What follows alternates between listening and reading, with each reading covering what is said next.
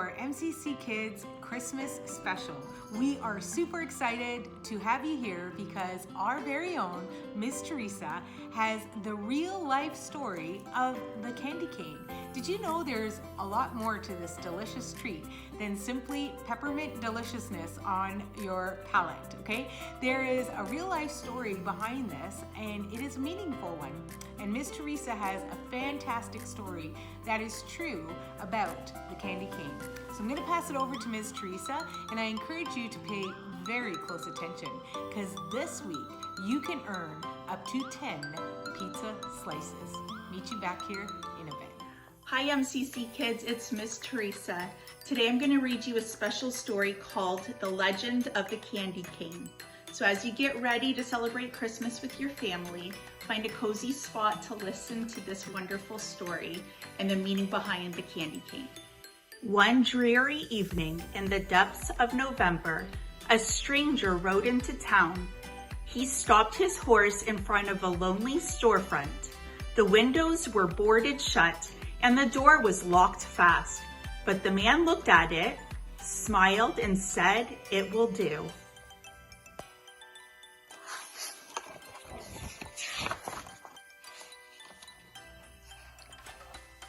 All through the short, gray days and the long, dark nights of November, the man worked.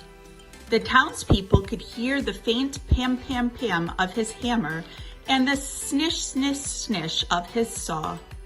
They could smell the sweet, clean scent of new lumber and the deep, oily smell of new paint. But no one knew who the man was or what he was doing.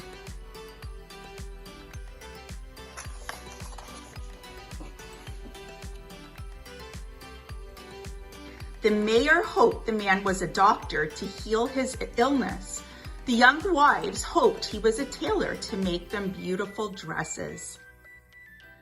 The farmers hoped he was a trader to exchange their grain for goods. But the children had the strongest, deepest wish of all, a wish they did not tell their parents, a deep, quiet, secret wish that none of them said out loud. No one spoke to the man. No one asked if he needed help. They just waited and watched and wondered and wished.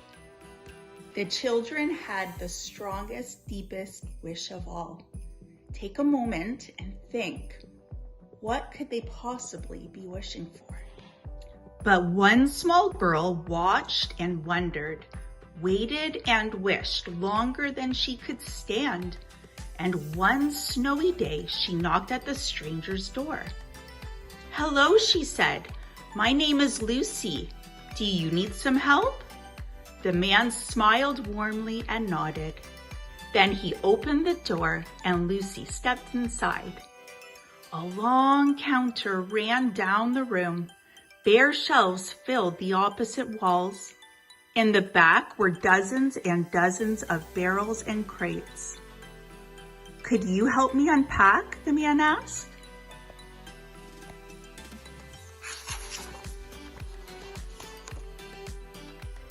Lucy's heart sank at the sight of all the boxes. What if they were only barrels of nails and bags of flour?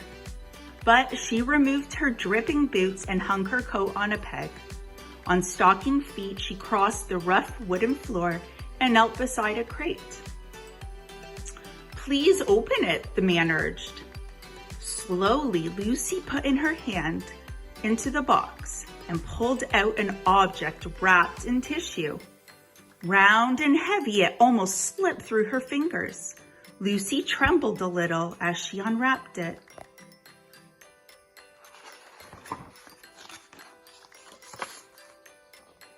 It was a glass jar. Lucy gave the man a puzzled look. "Go on," his nod said.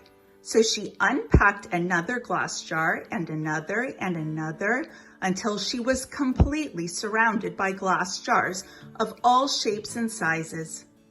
Tall and thin, round and squat jars with lids and jars without. Now, the man said, for something to put inside. And he pulled over a huge crate stamped with a strange word. The crate was stamped with a word that said confections. I wonder if you could take a minute and think about what that word could mean. What do you think the jars are going to be filled with next? As Lucy unpacked, her eyes lit up. It was candy, her favorite candy, gumdrops.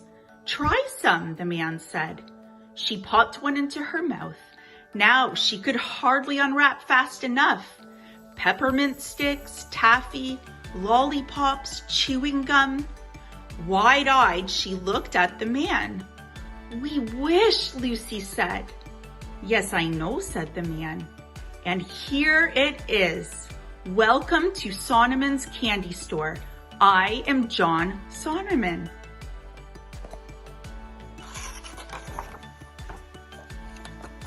Soon, the small store was filled with candies, gleaming in their glass jars, raspberry suckers and tiny lemon drops, brightly colored jawbreakers and long tangles of licorice, pink and white peppermints for church and butterscotch balls for company. Then, in the very last package, in the very last crate, was a candy Lucy had never seen before. A red and white striped candy stick with a crook on the end. "What is this?" Lucy asked.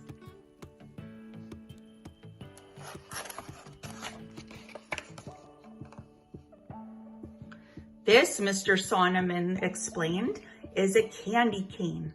This is a very special Christmas candy." "Why?" Lucy asked. "Tell me," Mr. Sonneman said. "What letter does it look like?" Lucy took the candy and turned it in her hand. "J," she said. "Yes," Mr. Sonneman smiled. "J is for Jesus, who was born on Christmas Day."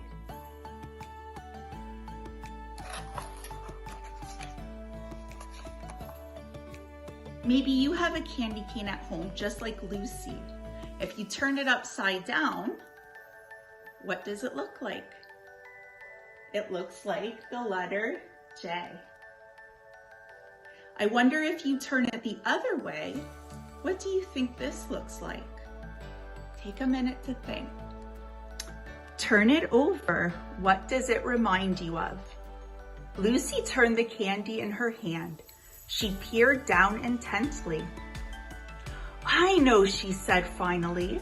"It's like a shepherd's staff." "Who were the first to find out about Jesus' birth?" Mr. Sonneman asked.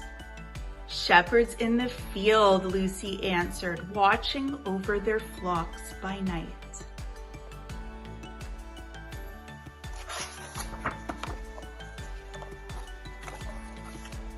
"But, Mr. Sonneman, what are the stripes for?" Lucy asked. The man's eyes grew sad. The prophet Isaiah said, "By his stripes we are healed." Before he died on the cross, Jesus was whipped. He bled terribly. The red reminds us of his suffering and his blood. "But then," Mr. Sonneman continued, "the candy is also white. When we give our lives to Jesus, his blood washes away our sins, making us white and pure as snow." That, he said, is the story of the candy cane. "Is it a secret?" Lucy asked. Mr. Sonneman looked at her for a long moment. "It's a story that needs to be told," he said. "Will you help me share it?" What about you? Will you help share the message of Jesus and the candy cane with friends and family who might not know? Take a minute to think if there's someone special this Christmas season who you can share a candy cane with and tell them about the red and white stripes and what they mean. It was now the depths of December. The town was whipped around by blizzard winds. For days the sun hid itself. But every morning, Mr. Sonneman and Lucy ventured out. They wore heavy woolen coats and bright knitted scarves. And in their stiff, mittened fingers, they each held a bag. They went to every house in town. They traveled to every farm in the country. They knocked on every door. In every home, they told the story. They left a small gift and they gave an invitation.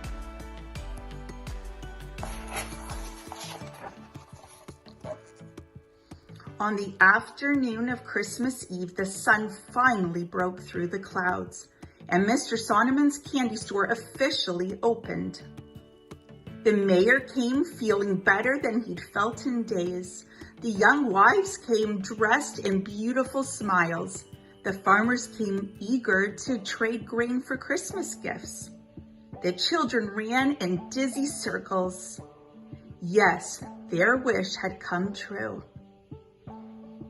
Yes, they had come to share in the opening of the candy store. But they shared something more, something bigger and something better.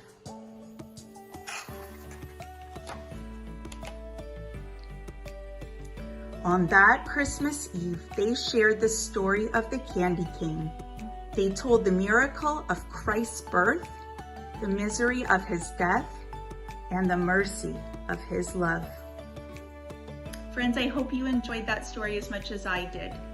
Now, whenever I see a candy cane hanging on the Christmas tree, or I have one for a treat, I can remember that the red stripes represent Jesus' suffering, and that because he suffered and he died for me, my sins are washed away, and I'm as white and pure as snow, and there is hope in Jesus.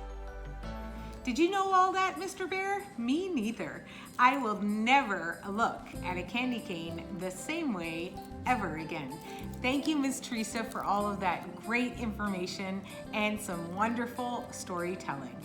So, as I promised, you can earn up to 10 pizza slices this week. So let's move on to the first 5 that you can earn yourself. So the first thing you should do is draw, paint, make a 3-dimensional candy cane, and you will earn 5 pizza slices for sending me a picture of the candy cane plus what you learned about the candy cane. So on mine, I drew one just with some crayons, and I wrote, "Jesus died for me. I am white as snow," to remind me about the red and the white in the candy cane. Now, if you do something like that, you make your candy cane and tell me a bit about the candy cane on the side, or you can make labels if it's 3-dimensional, or write it right on there. I will give you 5 pizza slices for that part of the challenge. Now, if you use that candy cane to retell the story as Miss Teresa told it in your own way, then I will offer you a bonus 5 pizza slices for telling the story. So 5 for a candy cane plus a label, and another 5 for telling the story as you learned it in your own way from Miss Teresa. In your rendition of the story, you may want to thank Miss Teresa. She came up with this concept all by herself because she believes strongly in spreading the real story of Christmas. So thank you to Miss Teresa, and thank you to you. I look forward to seeing your challenges this week. If I don't get a chance to tell you, on behalf of MCC Kids and the entire team, we want to wish you and your family a most wonderful, peaceful, joyous holiday season that centers around Jesus Christ and the fact that he left heaven to die for you and us, for you and me, so that we could be white as snow. Merry Christmas, Happy New Year, see you soon.